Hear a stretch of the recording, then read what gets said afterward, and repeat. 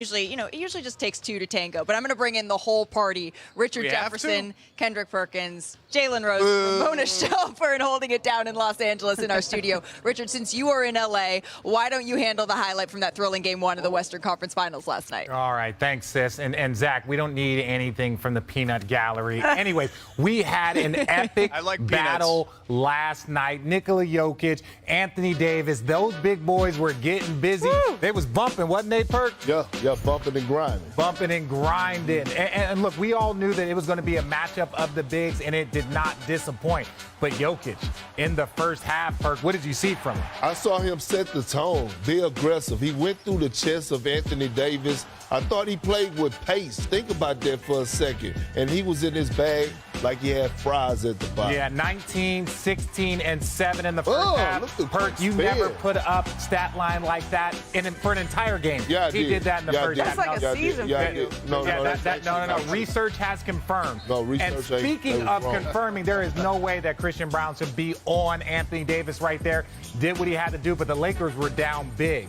Oh, absolutely. But look, they kept chipping away. Look at this shot. Can't guard that. Like, how? Make that with his eyes closed, man. And think about this. AD is like, okay, I got you. You don't want him out there, though. You don't want Anthony Davis guarding him at the three-point line. He had no choice. We had no choice. Put somebody else on him. And there was a little side step. Yeah. Look, Jokic is doing. Look, I don't know if it was the Boosie fade Jokic got or what, but he was feeling himself. Yeah, no, he was on fire. And then, look, we're going to jump to the fourth quarter. The Lakers actually made a push. Check out this shot by Jamal Murray. At the buzzer, even Bron, who's seen a heck of a lot of shots like that, gives him a thumbs up, double thumbs back up. Jamal Murray was probably surprised. But right here, look, Lakers down 14. They start to make a run. They start to chip away. Anthony Davis knocks down that big three. Jalen, what did you see late game? For the Lakers, they did a good job of doing this pick action up top. The Denver Nuggets didn't do a good job of communicating. Look, both times got Austin Reeves wide open threes. And he made them. And before you know it, the Lakers were back in the game. But later, they tried to do this same play. And for LeBron, it's a low percentage shot. This is a low, and he was 0 for 3 before this shot. He had plenty of space. I thought he had a good look. That right there would have tied it. Gonna have to live to fight another day if you're the Lakers. 26% from 3 in the post. He's a two-time MVP. He very skilled. Obviously, as his numbers show, made some tough shots. We just try to make it tough for him. Switching up matchups and schemes on him. But he's been playing well through the entire season, and especially in this playoffs. So you tip your hat to him. I feel like the only difference is that Bron can jump higher than Jokic. That's the only difference that I can see. That's a really offensive. I'm joking. I mean, to be compared with one of the best ever, or the best ever, I think it's really cool. Nikola Jokic, he made history last night. Stat history. He's the first player with 30 points, 20 rebounds, 10 assists, and 70% field goal in a game. We have never seen that in history. Honestly, I'm still worried about Perk lying about his stats, Malika, so you can take it from here.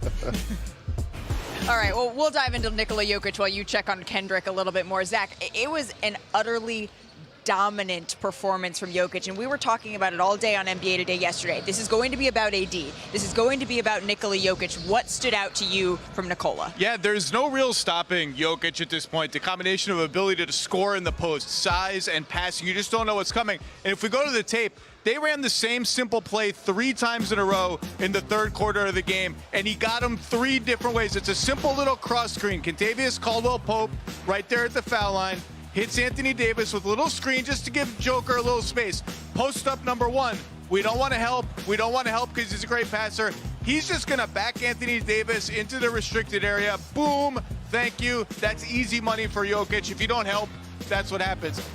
Next time down, same play, same screen. Now you're a little worried about his scoring. D'Angelo Russell, where are your eyes at? Where are you looking?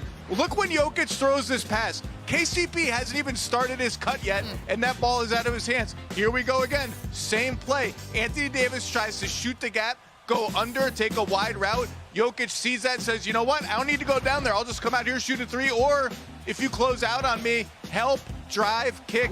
Michael Porter Jr. 3, same play, 3 different outcomes, 3 different ways he can hurt you, and you barely even notice. Right. He makes it look so easy, you barely even notice the variety of what he's doing to you. 34, 21, 14 for Nikola Jokic, which is just El Fuego on fire. But you know what they say, it's all about the adjustments. And we started to see that in the second half, a little bit more Rui Hachimura on Nikola Jokic. But let's take a listen to what the Lakers had to say about how they're going to approach this next game.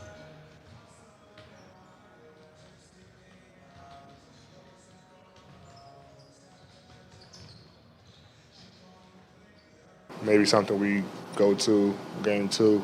You know, obviously we got to go back look at the film, but just thinking about it right now, something that we like, you know, just to also have me, you know, roaming and things like that. It's not any one coverage that you're going to be able to stay in versus that kid. Like, there's no one person that's going to stop him. It has to be done by committee. We didn't want to go too deep into the in-game adjustments, and you know, it's still that ultimate chess game.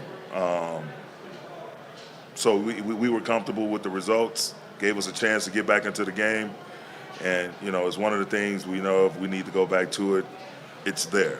But along with several other things that we didn't unveil tonight. So the Lakers, they whittled it down to 3 at one point, Richard. I mean, what did you see in the last 10 minutes that allowed them to get back into this game? Well, that's what we're going to break down right now. Jalen Rose, Kendrick Perkins, a lot of playoff games here. What did you see from the Lakers in that second half that got them back into the game and let them wind it down to 3 almost? A concession that we're not going to be able to stop the most unstoppable offensive weapon in the game, in Nikola Jokic. You just showed us a stat line that nobody else has ever gotten. You know why? Usually the biggest guy don't have a great handle. Usually the guy that grabs 21 boards ain't getting you triple doubles. This is something we haven't seen. And with Anthony Davis guarding him in the first 3 quarters, whether he was spinning off the post or whether he's hitting threes at the end of the third quarter, you concess.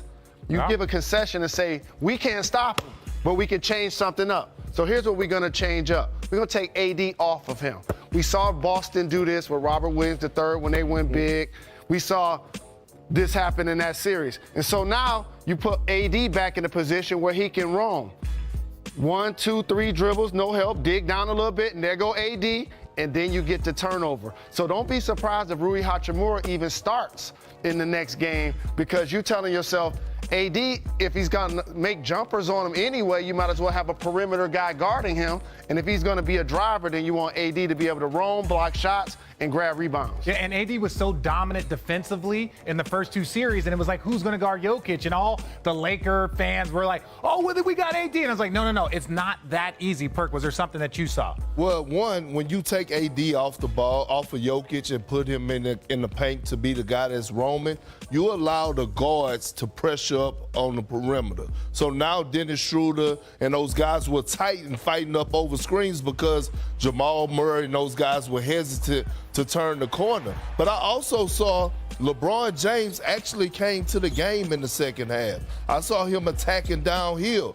And while we keep talking about Jokic, and rightfully so, because he did put in that work last night, Anthony Davis had 40 as well. And that's a problem that the Nuggets is going to have to deal with, because I'm looking at the podium, and Anthony Davis and LeBron James look real comfortable right now after a loss. Look, they looked a little too comfortable, but maybe it was confidence. Maybe they saw something in that game. You saw Darvin Ham was talking. Number 1 pick in the 2023 NBA draft goes to the San Antonio Spurs. It's just my heart's beating.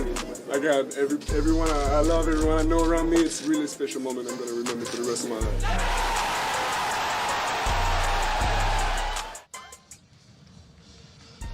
Welcome back to NBA Today, presented by PNC Bank. We are live from Chicago, and it was here last night that a future powerhouse was established. The West got even more stacked as the San Antonio Spurs landed the number 1 overall pick and the right to draft Victor Wembanyama. And then four-time champion, soon-to-be Hall of Famer Tony Parker. He tweeted out an image of young Victor wearing Parker's number 9 Spurs jersey, which I just loved. Clearly excited for the French phenom to follow in his footsteps. So back here with Zach Lowe. And between managing partner Peter J. Holt's reaction actually on the stage, the reaction of that bar that we saw in San Antonio that got free shots, free drinks for the night because they landed the number 1 pick, the reaction is clear. But let's talk about the fit on both sides. Why does this fit so well for both Victor with the team and the team with Victor?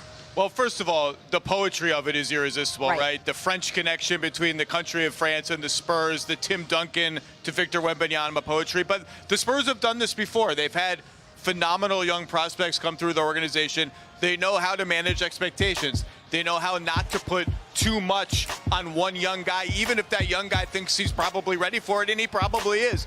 And they're not going to be too aggressive accelerating their team-building process. They're going to see what they have, and they have a great medical team who knows how to guide and take care of prospects, big, tall prospects like this. It's a great fit, but here's the reality. He would have been a great fit anywhere. Right. He's walking in the door, the most important player on pretty much whatever team he gets drafted onto. It just feels like this is a great incubator for him to grow in with San Antonio. But now the Spurs, they have a couple of questions, right? 74-year-old Greg Popovich still at the helm of this team. Now they have another cornerstone piece. They have a ton of cap space, by the way. What do you expect to come next for San Antonio as they try to build around him? Yeah, and they have extra draft picks from that DeJounte Murray trade to Atlanta, which was kind of the final salvo in the Spurs deciding we've been in the wilderness, in the middle, since we traded Kawhi Leonard to the Raptors. We don't want to be in the middle anymore. We got to go a different route and build up from our youth. And Jeremy Sohan had a great year. Devin Vassell's coming, Keldon Johnson, and now they have Wembanyama. They've got a lot of good young talent, a lot of extra picks. I would expect them not to really be aggressive and go for it, but let's see what we have. Let's see what Victor looks. Let's see who grows around him. Maybe in a year or two, you start to maybe hit the accelerator a little bit, but this is a team that's going to be patient, I think. We're going to get a glimpse of it all at Summer League when they have so many young pieces that actually get to play together, because we usually see I got bad news for Greg Popovich and the Spurs. The media is coming back to San Antonio. Oh, yes. Descending on San Antonio. Those far Ubers, those connecting flights, we are rolling in hot, we are rolling in deep. Some other news that we do need to get to that is going to impact the Western Conference next season, though. Ja Morant is under investigation by the NBA for appearing to display a gun on social media. This is 2 months after the league suspended him for essentially the same thing. And then last night, before the draft, I sat down with NBA Commissioner Adam Silver in Chicago, where he expressed disappointment in the Grizzlies All-Star. We talked directly about the consequences first before we got to a subsequent potential to have done something wrong. We were very focused on the misconduct that was in front of us at the time. And frankly, most of our conversation was about how incredibly serious the first incident was of waving, a firearm on social media. An 8-game suspension was pretty serious and something that he, at least to me, seemed to take incredibly seriously in that time. And we spoke for a long time. As you said, he's a star. I mean, he has an incredibly huge following. Yeah. And that my concern, and I thought he shared with me, that millions, if not tens of millions of kids globally would see him as having done something that was celebrating in a way. Honestly, I was shocked when I saw this weekend that video. Now, we're in the process of investigating it, and we'll figure out exactly what happened to the best we can then. It's the video's a bit grainy and all that, but I'm assuming the worst, but we'll figure out, exactly what happened there. When you say you're assuming the worst, should we expect the punishment this time to be more severe than an 8-game suspension? And what's the timeline on when we can expect that decision? Look, I want to make sure we're following appropriate process here. And so, he has already been indefinitely suspended. He's been, in essence, sort of removed from his team. So, and we're not in the middle of the season, so there's time now to make sure we go through the facts thoroughly here. So I don't want to speak specifically to the punishment, but there's no question that there's a history in this league that, discipline is progressive, and meaning that, it gets worse. and particularly when you've already been on notice and, in essence, having, done a similar act. There's no doubt that, it gets ratcheted up here. After that interview with Silver last night, Ja Morant, he released this statement. He said, "I know I've disappointed a lot of people who have supported me. This is a journey, and I recognize there's more work that I need to do. My words, they may not mean much right now, but I take full accountability for my actions. I'm committed to continuing to work on myself." Victor Jefferson here in LA, holding it down for Malika Andrews, who's in Chicago. Was I in Chicago this morning? Yes. Did I get on a plane and fly here to co-host this show? Yes, I did. No big deal. But Jimmy Butler, on the other hand, his trip back is a little bit tougher. After missing this shot in Game 7 of the Eastern Conference Finals and ultimately coming up short against the Celtics, he said next year we will have enough and we're going to be right back here in this same situation and we're going to get it done. And here they are facing Boston yet again. Brian Windhorst, he has more. It's simple, folks. The winner of this one gets a trip to San Francisco in the NBA Finals. Jimmy Butler had an iconic moment cradled in his hands. Game 7, 98-96. Smart on the drive, puts it off the window, missed it. Butler the rebound with 20 seconds to go. He had the ball and no fear. Heat can tie for the lead. It's Heat Celtics. It's been one of the NBA's great rivalries for the last decade. Who could forget LeBron's 45-point Game 6 back in 2012? It's time to head back to Miami. Or the intensity in 2011. Hard to imagine a second-round matchup any better than this. When Rajon Rondo's terrible fall might have changed the series. James over Pierce. That might be the dagger. And of course, that overtime block by Bam Adebayo on Jason Tatum. Says, get it out of here. Fresh-faced Tyler Hero's heroics in the 2020 bubble. How about this 20-year-old hero doing it again for the Heat? For an instant, it looked like Butler was about to win it again for the Heat. And what would have been the biggest shot in Miami since you know who. Won't go. Rebound box. Back out to Allen. His three-pointer. Tie game. Butler's shot would have made the 20 Celtics three-pointers in Game 2 meaningless. And Tatum's dominant Game 4. Alley-oop to Tatum. Scoring 31 points in that vital win, too. Even Tatum and Jaylen Brown combining for 47 points in the pivotal Game 5 might have been lost to history. Jaylen Brown with the finish. If that shot goes, Butler would have completed one of the great individual series in recent history. 41 points in a dominating Game 1. Then maybe the performance of a life, 49 rebounds, 8 assists, and 4 to keep the Heat alive in Game 6, despite a painful knee injury, instantly becoming legendary. It's good, and the foul. How would you describe Jimmy's game? It's incredible. My bad. Listen. The most powerful and profound words. In Game 7, Butler had scored 35 points on that wounded knee. And another bucket for Jimmy Buckets. He's got 35. Despite his heroics, the Heat found themselves in a hole late. Tatum fires. Butter. Just as the champagne headed to the Celtics locker room, the Heat had manufactured a miracle 11-0 run in less than 3 minutes. Tatum with 8 on the shot clock. Smart fires. Butler. The rebound with 20 seconds to go. Shot clock is off. He's going for the lead of 3.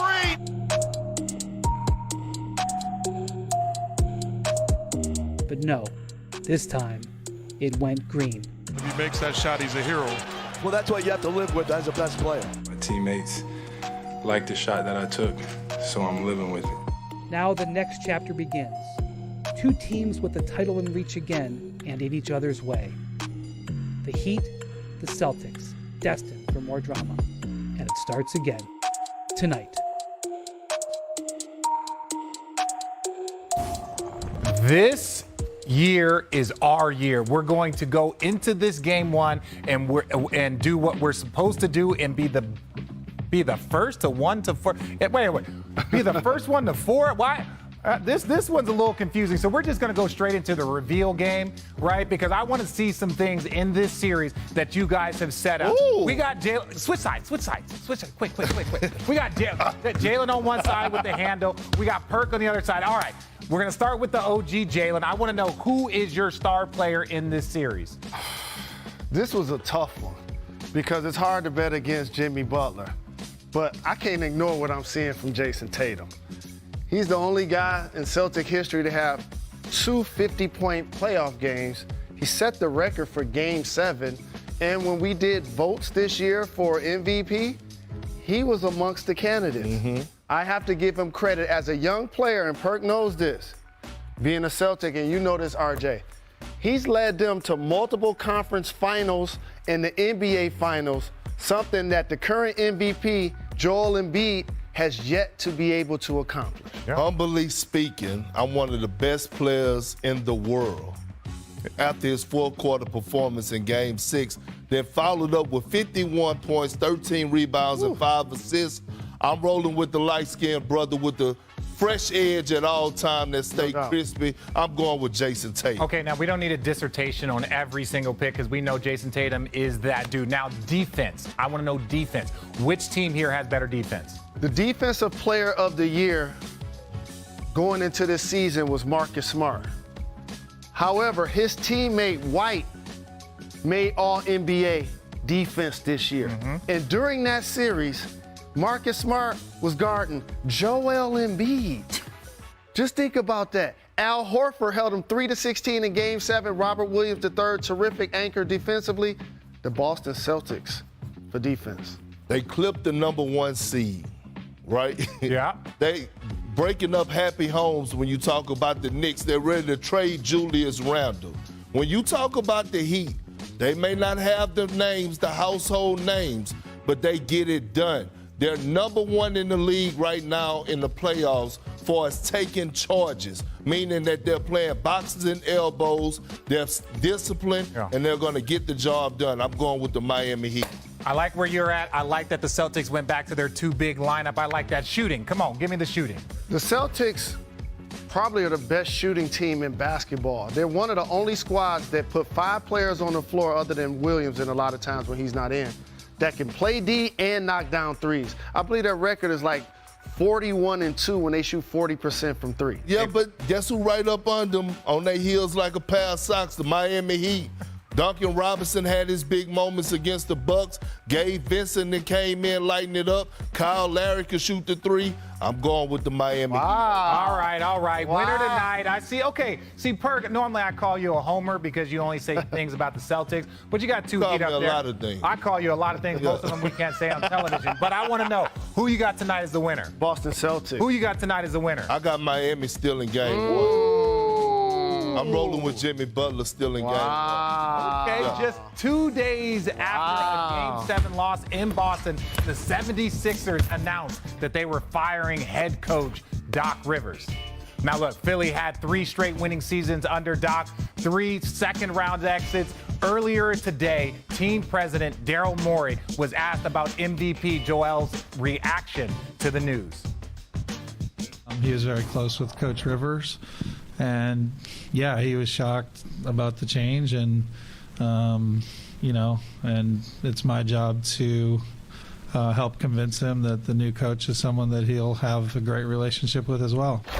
With James obviously having the player option, do you anticipate him being back here with the Sixers, being able to re-sign him? Who's James. that, James? We can't have those discussions yet, but we are interested in bringing him back. Scenario A would be to bring James back. Scenario B, if he's not back, will be we'll have to get creative, and we feel good about the tools available to us if that happens. All right, we're here with ESPN senior writer Ramona Shelburne. Ramona, I want to know, what is your reaction to what you heard from Daryl? Well, look, I mean, they're going to have a new coach, and sometimes that is enough to change a team, but we've already done this before with them. And Doc Rivers was fired because his mission was to get them over the hump, and he didn't. It didn't get to the Eastern Conference Finals. But, from what I'm told, this team is looking for somebody who is a creative offensive coach. When you have a team with Joel Embiid and who is already a great defensive player, you don't need all that much around him as a defensive mindset, but you need to have a creative offensive mind to start changing this offense around so it's not so ISO heavy or dependent on Embiid. He's led the league in scoring the last 2 years. You don't want to keep doing that. You don't want to have to rely on that, or James Harden driving into the lane, and if his jumper's falling, they're fine. But if it's not falling, then they have no ball movement. They need somebody to retool this offense. And that list, there's a couple names on that list who are known for their offensive mind. I think Nick Nurse, Mike D'Antoni. Mike D'Antoni obviously has a history with James Harden in Houston, but that's not actually Mike D'Antoni's style of play. If you remember back to the Steve Nash Phoenix Suns, they play with a lot of ball movement. They spread the floor out. And so I think it'll be real fascinating to see how they go not only through this process, but what they prioritize. Do you prioritize the offensive coach, or do you prioritize more of somebody like Doc, who had a culture of accountability and structure? Now, Perk, I want to ask you, Joel, why you got that face? No, go ahead. Joel Embiid was your MVP, right? No. Actually, I voted for Giannis, but go ahead. You voted for Giannis? Yeah, I did. After all that? No, okay, whatever. Okay. What? No, I'm just. You voted for Embiid last year. Yeah, I know. You voted for Embiid last year, excuse me. So what do you think of this situation? Embiid wins the MVP. James Harden, both of them do not perform the way they should, and Doc is the one that goes. I think it's ridiculous, and I think it's a hidden agenda there. When you look at their roster right now, 2 of those guys played with James in Houston under Daryl Morey. He bought House and P.J. Tucker. They have the roster, right? What are you supposed to do? Not give the ball to Joel Embiid offensively? He led the league in scoring 2 years in a row under Doc Rivers. We all have seen these moments with James Harden where he has vanished, vanished, completely folded. And that's what happened. And so when I think about Daryl Morey and I think about all the things he's saying, and we're looking for a coach to do what? To do what? We saw the emergence of Tyrese Maxey. What coach are you going to bring in there that's going to fit the system that you want them to fit? We also have to remember this about Daryl Morey. He was the one that was trying to change the entire league to not taking mid-range shots. Layups or threes. He the one came up with that dumbass analytic, and all of a sudden now he's sitting up here talking about some offensive changes, right? You think about Tobias Harris, who is making a lot of money. Doc tried to put him in position to be successful. He has failed them on numerous occasions. I just don't understand the firing of Doc Rivers. Well, I do understand it because it's more so about the relationship with James Harden and Daryl Morey than it is anything else. Well, you have to have the players to fit the system that you want to play. What is the system? Well, James Harden is a system in and of himself. No, I agree. He has for a decade been that guy. And haven't been successful. But I also don't know if you want to switch it and say we're going to cater to James and put him in a better position, and then we're going to figure out with Joel Embiid. They don't have a lot of options if James walks. Get out if they do. Joel, leave. All right. Well, we're going to go from 2 top 3 picks to another top 3 pick. Coming up next on NBA Today, top NBA draft prospect Scoot Henderson joins Malika live from Chicago, where Scoot Henderson is joining us here on NBA Today, projected top 3 pick in this draft. So let's start right there. I'd love to get your reaction now that we know San Antonio, Charlotte, Portland have the top 3 picks. What you think of how the top shook out? It was fun to be there. Be there live in action. See the top 3 teams. Hopefully I get to one of them. I feel like I am. Top 1, actually. Top 1? Yeah. I like it. I do too. Charlotte, LaMelo Ball, Portland, Damian Lillard. How do you feel about the idea of potentially playing with another ball-dominant guard who's used to control the offense? Do you think that's a good fit? I think anywhere's a good fit. I can play off the ball. That's what's so special about me. I can play off the ball. I could defend. I can do so many things. I don't have to have the ball in my hand to manipulate the defense or make a big impact on the team. You said you have that dog in you. Yes, no matter where you go, you're going to bring that. Can you describe that a little bit more? Because so many people would say, well, what are you talking about? The number 1 pick is already established. And you're saying, oh, no, I still want to have a part of that conversation. Yeah, that dog is just, like I said, it's in me. So, it's just that drive to be great and to and to just have that confidence, and that's what I have. You've been described as one of the most explosive guards ever to enter the draft. Why would you say that you are? I work on it. I work on being explosive and quick in my movements. So everything I work on, it shows. It shows when I get on the court. It shows when I get on that stage. I'm never afraid of the moment. We know that one of the most crafty, interesting three-point shooting best guards that we've seen is Steph Curry. And Steph is someone that you have partnered with recently. You announced a mentorship relationship that you've been building with him. Can you tell us a little bit more about that? Yeah, it's definitely a great relationship that I'm building right now. Just seeing how he's been, so established in the league and great throughout the years. Seeing him, grow as a hooper, but not on the court, but a lot of things off the court that he's involved in his community, and that's something I want to do, and that's what I'm doing now at Next Play 360, have my AU team. So I know he can open doors for me, and I can open doors for him as well. So what does that actually look like, though? Because Zach and I were talking about, there's a lot of people who I think are mentors in both of our lives. Yeah, for sure. What does it look like day to day? Is it calls? Is it going to make sure you guys do exercises together? What does it look like? Just making sure that I'm paying attention to little things that he's doing. The training is way different. I can tell already. I'm training with his trainer Carl and Brandon Payne, and they're helping me a lot. Not just strength and conditioning or on the court shooting and stuff, but just little tips that they help me with, and that's breathing and a whole bunch of other things. This kind of scares me for the rest of the league that Steph Curry is giving advice to Scoot Henderson. That should scare the rest of the league a little bit, because I've seen the Steph Curry training videos with the strobe lights and the tennis balls and all that. If you pick up any of that, or God forbid the shooting, that's a problem. Yeah, we started the lights and then the you did? tennis balls already. So that's hard, right? And shoot, I'm getting better. I'm just getting better every day.